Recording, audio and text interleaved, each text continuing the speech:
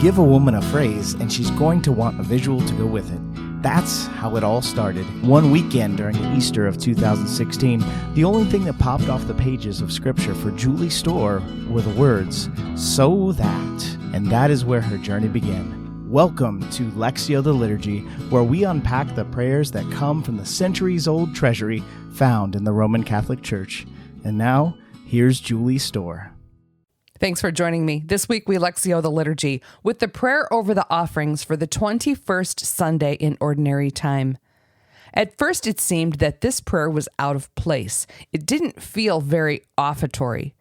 After I prayed with it, and I let it pray with me, I realized that it is the perfect place for it. O Lord, who gained for yourself a people by adoption through the one sacrifice offered once for all, bestow graciously on us, we pray, the gifts of unity and peace in your church through Christ our Lord. We don't often hear about or even consider the things that God does for himself, but in this prayer we learned that he gained for himself a people by adoption. God is complete in himself. He didn't need anyone else, but he wanted someone else. He created mankind to love and to share in his perfect love.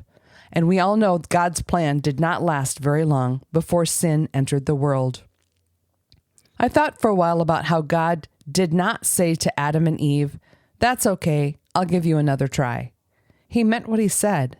And after thousands of years of people and their sins, mankind could once again become one with the Father. Jesus became not only the bridge, he was the one sacrifice offered once for all.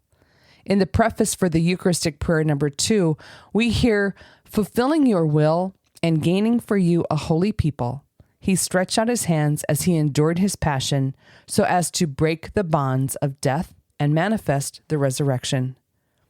The Latin form of the prayer really drills in on the once-for-all thought, telling us that the sacrifice was offered once and no more, a single time for all time. Jesus died only a couple thousand years ago, so it's easy for us to comprehend being forgiven when we sin. But what about the thousands of years worth of people that died before Jesus? Our answer to the question, how does that work, is found in the Apostles' Creed, when we declare, he descended into hell. The hell in the Creed is not the eternal damnation. It is the abode of the dead souls. See the Catechism of the Catholic Church, paragraph 633. It is Noah, Abraham, Isaac, Jacob, Moses, and the countless other souls of those who died while awaiting the Redeemer. Jesus descended into hell to free the just who had gone before him. The resurrection of Jesus, the victory over sin and death, is our victory today. It is how we became a people adopted as sons and daughters of God. Next, we pray that God graciously bestow on us the gifts of unity and peace. Unity, or unitatis in Latin, means the state of being one. Being one does not mean that we must all be the same. It means that just like the disciples of Jesus, we too are in one accord. The disciples came together as different as each could be, but they were united in purpose. They came together to pray, Acts chapter 1.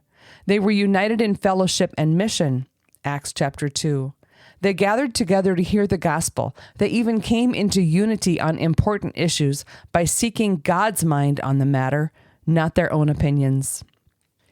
Peace, or pacis in Latin, is not the absence of war. It is a deep peace that is not disturbed by external forces. It is the same peace given just before we receive Holy Communion when we hear the words, "Peace be with you." Right here, at this moment of the Mass, at the beginning of the Eucharistic prayer, everything in this prayer comes together. We, God's children, offer back to God a sacrifice. We unite ourselves along with Jesus, who was the once-for-all sacrifice for us. What we receive in return is Jesus, present in the Eucharist, who gives us his own gifts of unity and peace, unity with the Father and each other, and the peace that is His very life in us. Thank you for praying with me. For more information on Lectio the Liturgy, or to invite me to be a speaker at your next event, head to my website, lectiothe liturgy.com.